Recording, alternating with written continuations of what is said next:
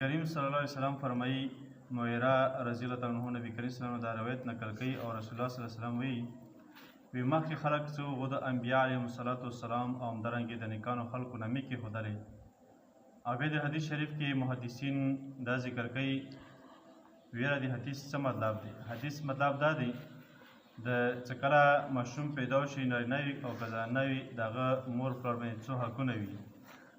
نو په حقونو کې یو دا وي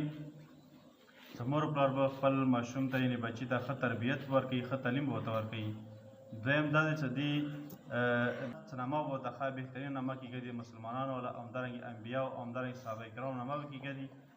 ځکه څرنګې نامه کېږدي د نامې بیا خپل اثرات وي، نو اثراتو د وجې نه به نامه د نیکانو خلکو له کېږدي چې ښه نیک سړی وي او ښایسته نامه وي، ښایستې